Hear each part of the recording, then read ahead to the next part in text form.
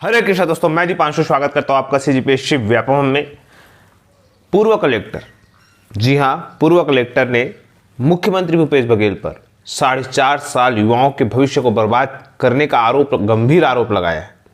साथ में बहुत ही महत्वपूर्ण छत्तीसगढ़ जो मंत्री है उन्होंने स्वीकार किया है कि मेडिकल काउंसलिंग के समय जो आदिवासियों को 20% आरक्षण दिया गया उससे आदिवासियों को बहुत नुकसान हुआ। क्या है पूरा मामला देखेंगे, साथ में अपने विधायकों से प्रश्न पूछे आखिर क्या है मामला, क्यों कहा जा रहा है ऐसा। पूरा वीडियो विस्तार से देखेंगे। तो जल्दी से चलिए बिना किसी देरी वीडियो को स्टार्ट करते हैं। जिन्होंने इस चैनल को सब्सक्राइब नहीं किया जल्दी से जाएं सब्सक्राइब करें।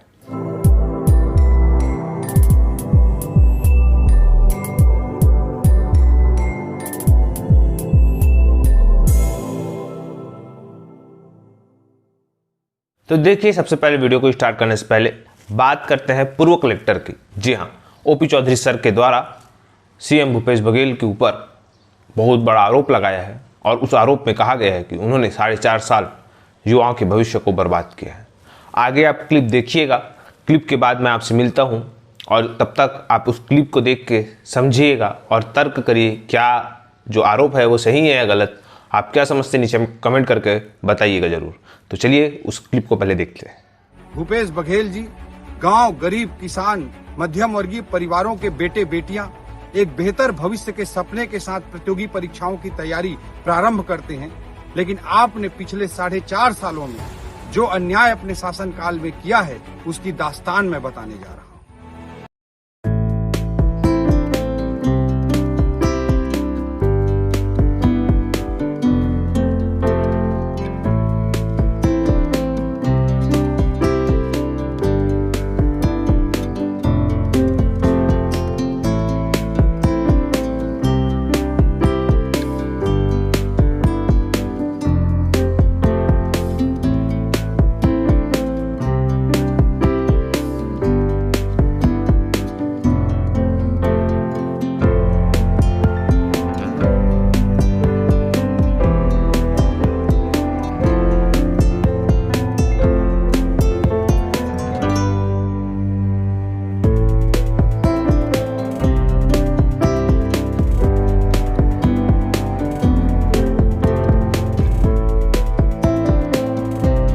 आप लोगों ने पूरा वाकया सुना।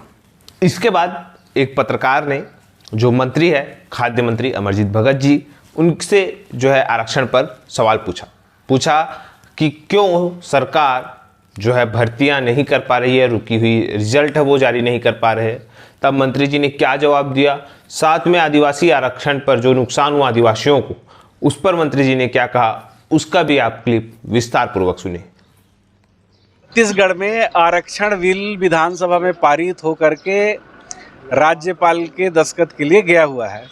महामहिम राज्यपाल के समक्ष उस विचाराधीन है, उसमें दस्तखत अभी तक नहीं होने से जहां पर आदिवासियों का आरक्षण 32% मिलता था वो घट करके अभी 20% का प्रक्रियाधीन है।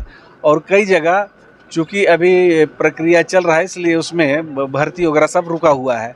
तो इसमें जल्दी से जल्दी भारतीय जनता पार्टी को एक कोशिश करना चाहिए कि जो महामहिम राज्यपाल भारत सरकार के अधीन है वो हमारा जो बिल गया है उसमें दस्तखत करे, ताकि आदिवासियों को, अनुसूचित जाति वर्ग के लोगों को, पिछड़ा वर्ग के लोगों को जो लाभ मिलना है रुका हो मिल सके उनको। मंत्री जी, लेकिन जब मेडिकल की सीट के आवंटन का मामला था तब तो 20% में आवंटित कर दिया गया, तब उनका नुकसान नहीं हुआ क्या?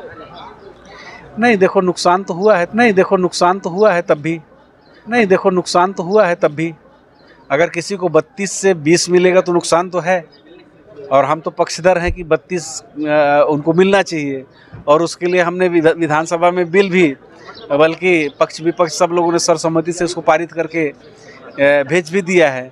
लेकिन महामहिम राज्यपाल उसमें दस्तखत नहीं करने से ये सब काम रुका हुआ है। तो आपने दोनों क्लिप को सुना। एक तरफ जहां पे विपक्ष जो है वो पक्ष पर या सरकार पर आरोप लगा रहे हैं, तो दूसरी तरफ सरकार भी जो है जवाब नहीं दे पा रही है और कहीं ना कहीं गोलमोल जवाब मिल रहा है।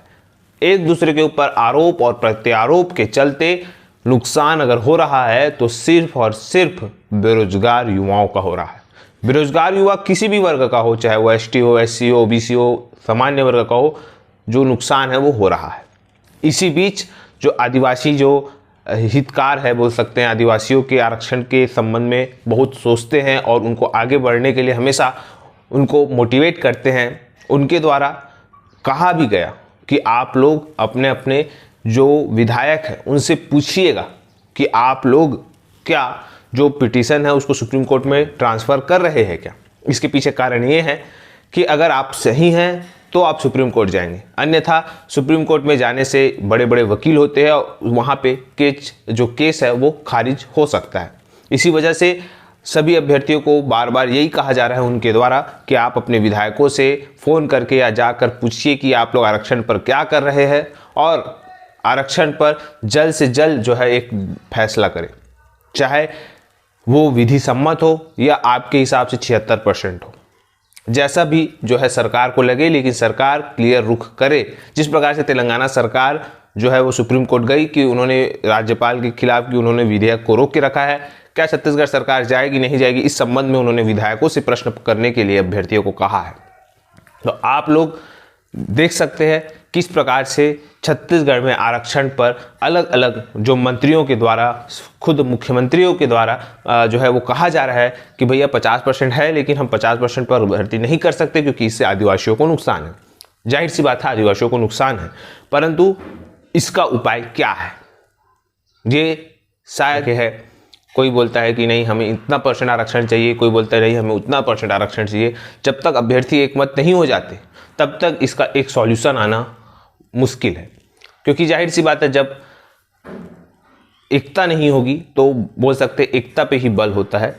और जाहिर सी बात है आप लोगों ने दोनों ही मंत्रियों, दो जो पूर्व कलेक्टर और मंत्री जी हैं उनके द्वारा आपको मैंने क्लिप दिखाया, उन्होंने क्लियर कहा है भी कि आदिवासियों को नुकसान नहीं होना देना चाहते। कोई भी वर्ग जो है आदिवासियों को नुकसान नहीं चाहता, तो आखिर बीच का रास्ता क्या है? क्या कब तक जो बेरोजगार युवा है, बेरोजगार अभ्यर्थी है, वो कब तक जो है उसका समय बर्बाद होते रहेगा? सवाल इसी बात का है। और इसी बात को लेके जैसा कि आप सभी जानते हैं कि BED संघ के द्वारा 9 अप्रैल को एक बूढ़ा तालाब में जो है वो आंदोलन रखा जा रहा है। उस आंदोलन का इम्पैक्ट छत्तीसगढ़ सरकार पर कितना होता है, क्या होता है, वो तो देखने वाली बात है। परंतु जो भी होगा वो आपके सामने होगा, जो भी आपको हमारे द्वारा आपको खबर जो है वो बता दी जाएगी। फिलहाल वीडियो यहीं तक। आशा करता हूँ कि आपको पूरी जानकारी अच्छी लगी हो। अगर वीडियो अच्छा लगा तो इसे ज़्यादा से ज़्यादा लोग तक शेयर करें, लाइक करें, सब्सक्राइब जरूर करें। वीडियो देखने के लिए आप सभी को बहुत बहुत धन्यवाद। आप सभी स्वस्थ रहें, मस्त रहें और पॉजिटिव।